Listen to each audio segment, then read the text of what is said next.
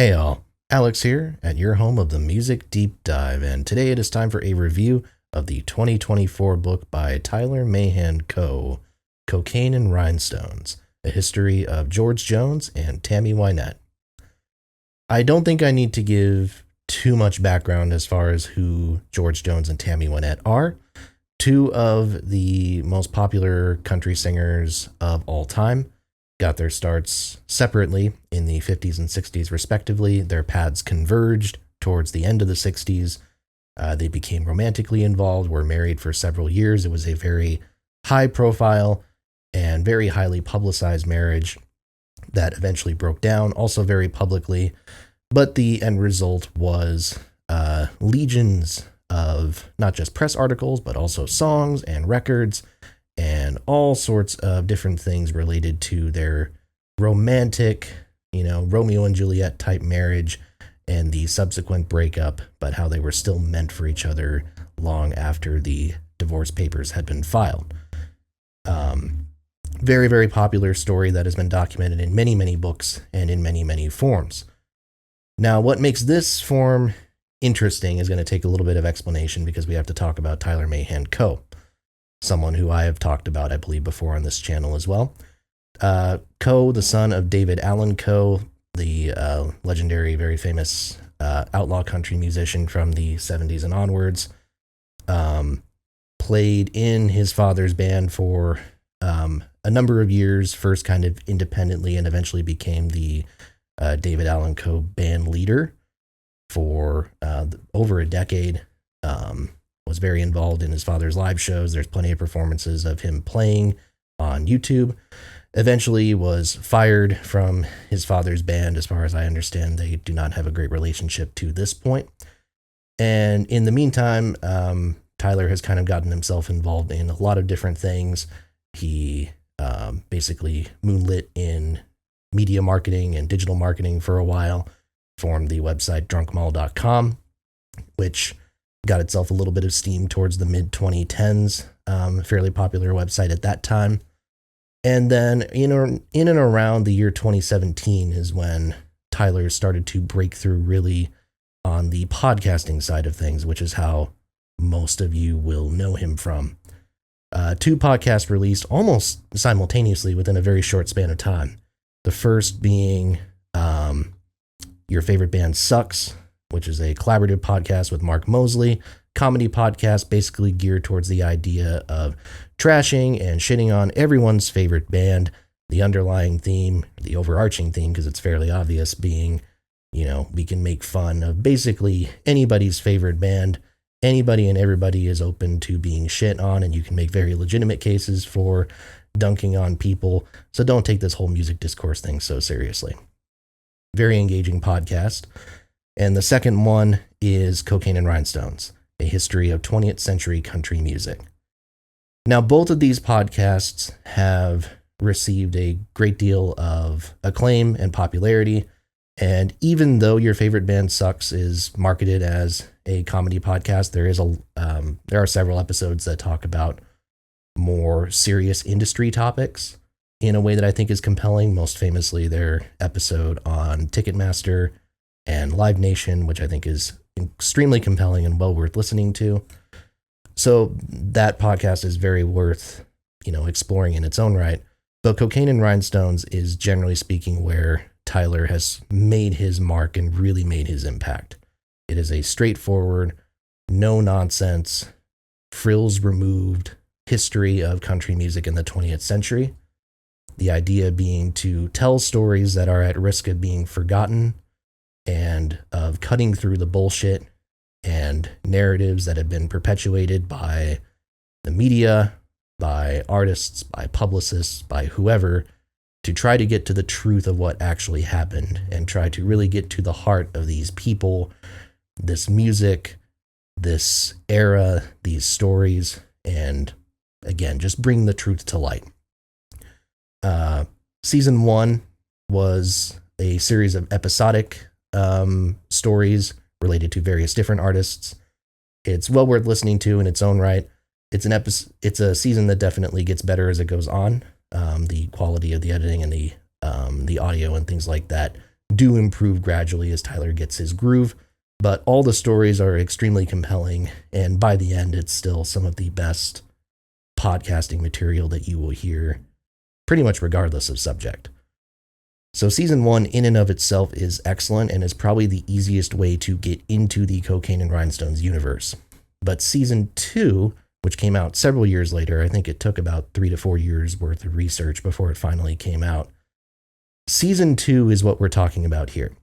The book that I'm reviewing is a print adaptation of season 2 of the podcast, discussing the lives of George Jones, Tammy Wynette, and all the various figures and side characters and songs and records and happenings that made them legends, that made their stories legendary, that made their stories too good to be true.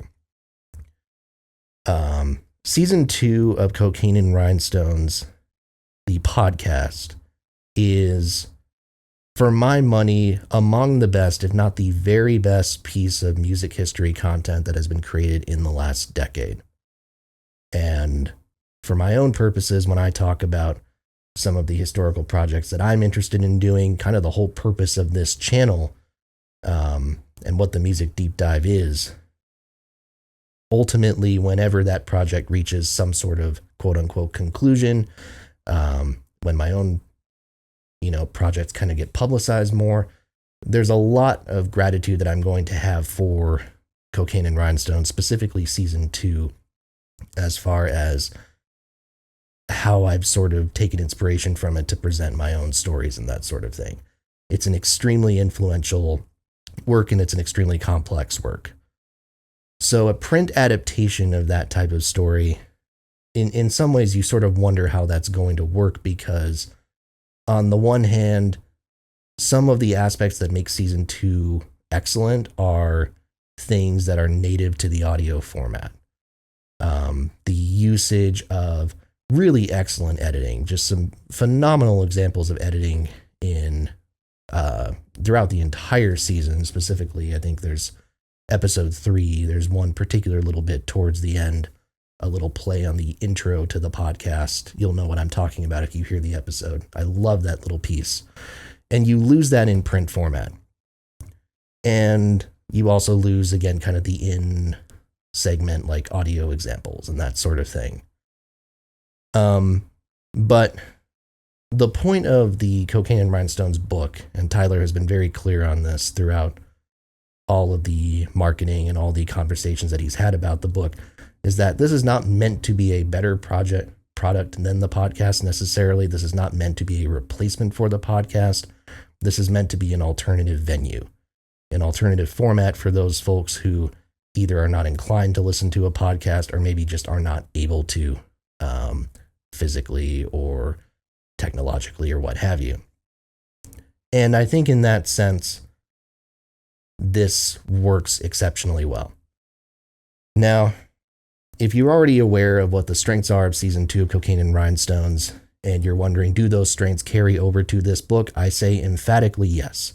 And I think the additions here are the phenomenal illustrations by Wayne White, the media artist, art director, illustrator, just really compelling, confounding illustrations at the beginning of each chapter that illustrate the themes of the chapter in these abstract ways that when you're comprehending them, when you're sort of inputting that information, they make sense to you on some level, but you can't articulate why. It's very subversive, subtle things that he's doing. And that alone is worth the price of admission. Everything else, I would say, is comparable quality to season 2. So if you're already aware of the strengths of season 2 as a podcast, you can stop the video there, and I would say I heartily recommend it. But if you're not aware of season 2 of Cocaine and Rhinestones, then I need you to understand something, which is that this story, the way that Tyler has presented it, is meant to be very confounding and dense and dark. This is not meant to be your typical biography. where you start at the beginning of someone's life, you go all the way to the end, and it's a very linear narrative. That's not the intent of this book. That is not how it's structured. And the book and the podcast and all of that, all these things are all the better for that narrative choice. For context, I'm a subscriber to Tyler's Patreon, and he did a Patreon exclusive Q&A session. And a question that I asked him during that Q&A session was, some of his own literary influences. And he didn't really cite nonfiction authors specifically, but he mentioned several fiction authors, including Herman Melville. And, I guess he's a big fan of Melville, read Moby Dick when he was younger, and he's expanded to a lot of Melville's other works. Now, I'm ignorant of Melville's work apart from Moby Dick, but I can understand where the decisions to blend nonfiction elements with these sort of sweeping, unnerving, very tension-driven fictional narrative structures, I can understand how these two things kind of go hand in hand. And I can see where that lends itself to the structure of this story of George Jones and Tammy Wynette. The idea is that this story kind of starts in media res, if you will. It doesn't start at the beginning of George Jones's life. It starts at the point where he gets his first record contract and his first recording sessions. But before you get to that point, you have to learn a little bit about the history of the Starday record label that Jones was signed to, and Pappy Daly, the man who signed him. And before you get to that point, you have to understand how Starday came to be and the environment which produced Starday and which produced Pappy Daly. And to do that, you have to understand the history of pinball, the game. And this is going to be a consistent theme throughout the entirety of this narrative. It's not just that you have to understand the story of George Jones and Tammy Wynette. You have to understand the environment that created them as individual people, and then ultimately as this duo, as this duality, this force of personality. And sometimes it's as straightforward as this. It's as straightforward as telling you the history of pinball because Pappy Daly, ran outlets and was kind of a gamesman himself, and that kind of segued very neatly into the record industry, because the record industry and the arcade industry and that sort of thing were all neatly tied together at that point. And sometimes it's as kind of linear as that, but then you have ideas that are a lot more kind of high level and require several individual chapters worth of explanations. One of the kind of commonly cited complaints about season 2 of Cocaine and Rhinestones is that there are a lot of tangents related to bullfighting and the Renaissance, Catherine de Medici, and the ideas of Machiavelli, and all these sorts of things that to the average person, maybe on first glance, don't seem directly relevant to the story of George Jones and Tammy Wynette. And I'm not going to be the person who sits here and says that if you don't understand how these things are intricately connected after reading this, that you're stupid. But I will say that I do think it's not that hard to figure out the connection. Even if sometimes, the history of bullfighting is brought over, it's told over a story of 3 chapters in the podcast. It's basically the introductions to each episode of the podcast. It's spread out over that period, so it's slow building, but you eventually understand that, okay, here is the introduction about the idea of, where some of these ideas of chivalry and the concept of the cowboy, I guess you could say, and all these kind of ideas that became Western, that became the foundation for Western music and country music. When I say Western, I mean in that sort of conjoined term, country and Western. All these ideas come from these things that originate much earlier, from the Middle Ages, from the Renaissance, and what have you. And that is a huge part of understanding the genre in and of itself, which is the larger point of the podcast, right? To talk about country music. But it's also important to understand the story of George Jones. We talk about George Jones, or certainly a lot of people do, and Coe certainly seems to, as the greatest country singer ever. What does that statement mean if we don't understand where country music comes from in the first place? And that piece is really important.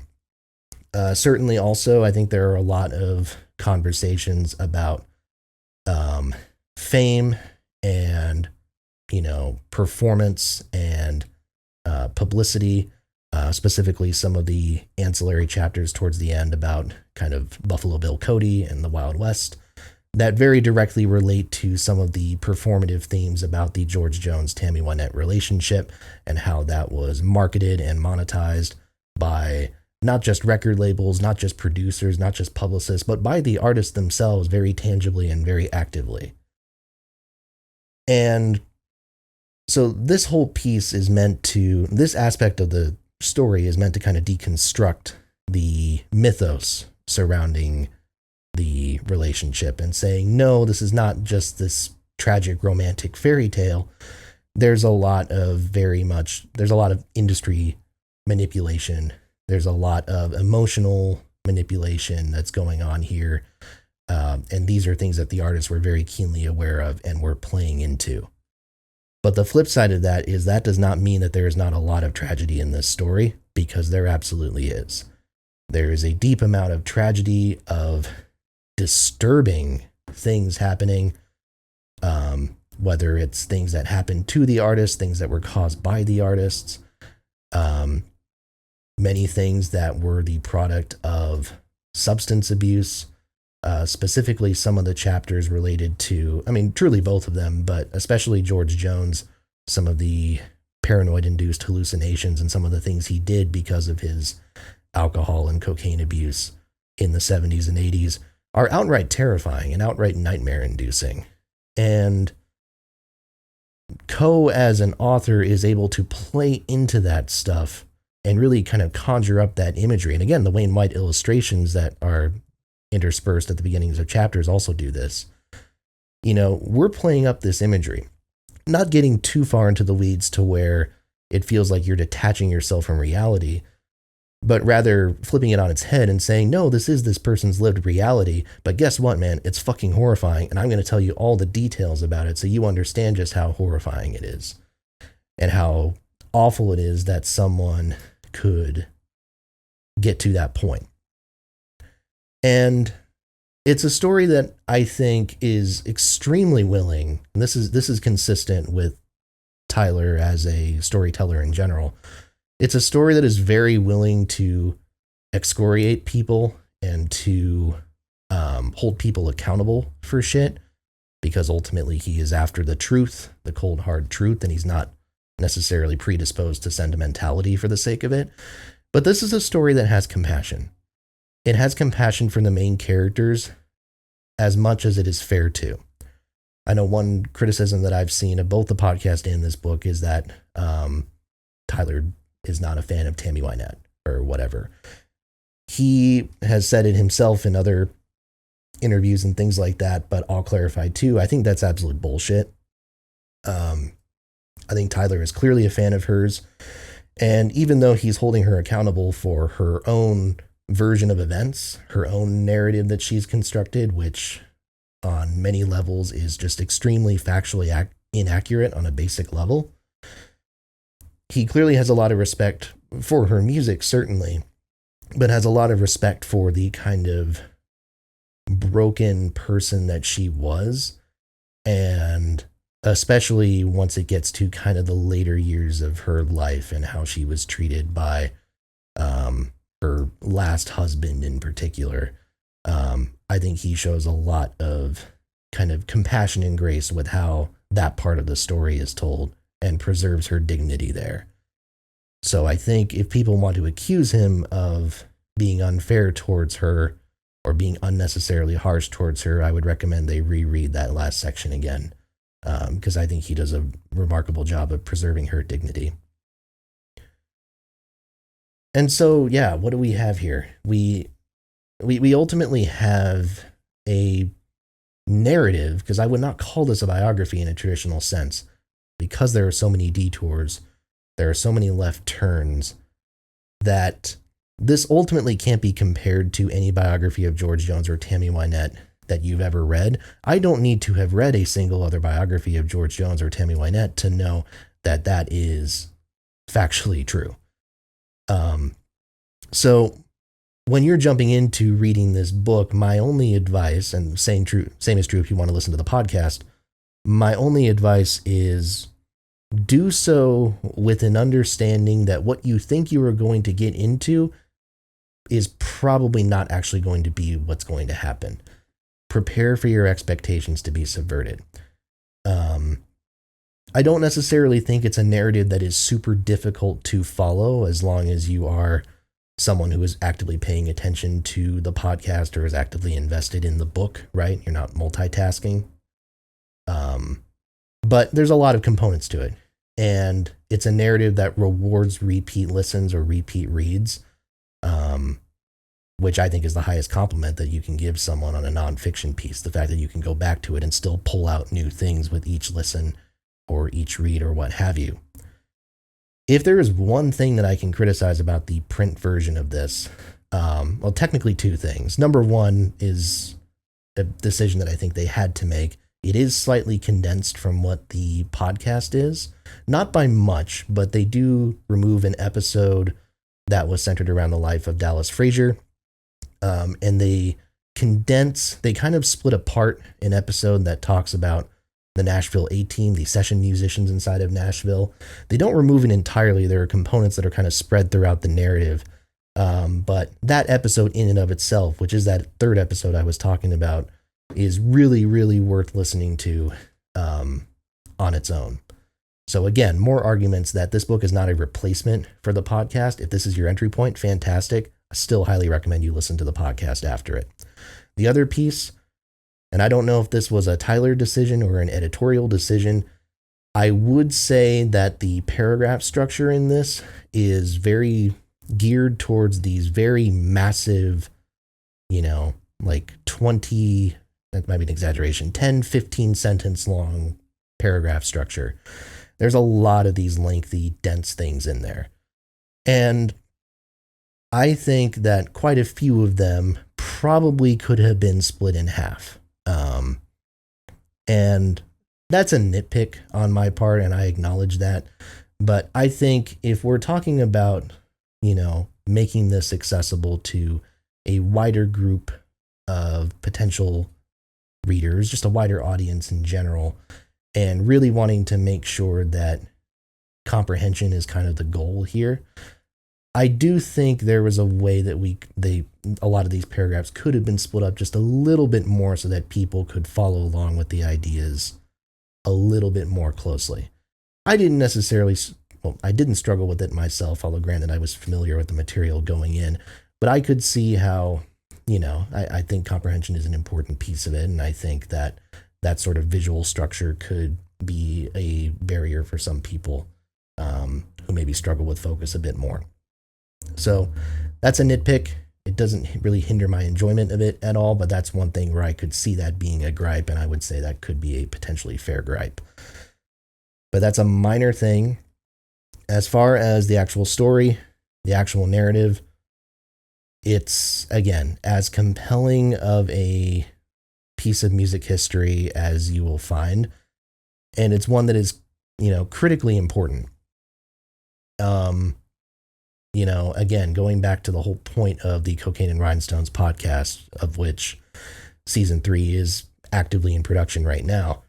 The whole point is to tell these stories that either were memorialized in books that are long out of print, or these stories that in some cases might just live in oral interviews that have just never really been seen on a wider level. Or maybe these are stories where the actual truth has been obfuscated and blurred over the years by various people who are self-serving and want to enhance their own involvement or change the events in a way that doesn't represent the people involved as poorly or as well. I think it speaks to a greater issue that we face, not just in music discussion, but really across the board, which is the preservation of the truth and the need to look at facts and to preserve these pieces of history that are at risk of, again, either being lost or being distorted beyond becoming recognizable. I don't think I need to tell a lot of people who watch this channel what has been going on with the Internet Archive recently and all the controversies related to that. But that's a huge piece of digital history, including material that I might find useful for my own research, and I'm sure Tyler would find useful for his research, all these other things. A lot of digital information that is very easily at risk of being lost. A lot of books that are used as sources for Cocaine and Rhinestones, and a lot of the books that you see either behind me or just are scattered throughout my apartment are out of print. You can't find them in a bookstore, and sometimes if you can find them used, you're paying a pretty penny for them. There are stories that only live inside these printed materials that the wider world does not have easy access to because they've never been digitized. And it's important that we have podcasts and storytellers like Cocaine and Rhinestones and Tyler respectively, who are, kind of speaking truth to power and are really kind of intent on preserving these things and not taking a self-serving attitude in the process. I think that's super critical. I think that any music podcaster a lot of nonfiction podcasters, but specifically music history podcasters, anyone who has started since Cocaine and Rhinestones came into being has taken inspiration from Cocaine and Rhinestones in some sort of direct or indirect way, or has benefited from that podcast's impact. Andrew Hickey from The History of Rock Music in 500 Songs has talked about it. And again, certainly, whenever any of my work gets publicized and gets published in any way, comes to fruition in any way, there's no doubting that Cocaine and Rhinestones set the standard, a standard that's very, very difficult to meet. But it's important that people are doing it. It's important that more people are out there, telling these stories and speaking the truth. And I'll end this kind of diatribe, if you will, by saying that I own a copy of the book physically sitting over to the right of me. And if you pre-ordered the book, you were eligible for a signed book plate, signed by Tyler himself. And I was one of those people who pre-ordered it. I got the signed book plate, and you could get a custom inscription. And the inscription that I chose for the one I got was, never stop telling stories. And that's a piece of motivation that I certainly want to have for myself, but I want to kind of impart onto anyone who's watching this review. Books like Cocaine and Rhinestones, podcasts like Cocaine and Rhinestones, and storytellers like Tyler and anyone out there who is telling these true stories, journalists, historians, or whoever, you matter now, and you matter more than ever. And it's really important that we express that value and that we show that appreciation and show that respect in tangible ways. So, as far as the Cocaine and Rhinestones book goes, I would strongly, strongly recommend checking it out. I could not recommend checking it out more. Yes, I think that ultimately, if you gun to my head and asked me to choose between the podcast and the book, yes, I would say the podcast, because that was the initially intended medium, and I think the story succeeds perfectly on that in that way.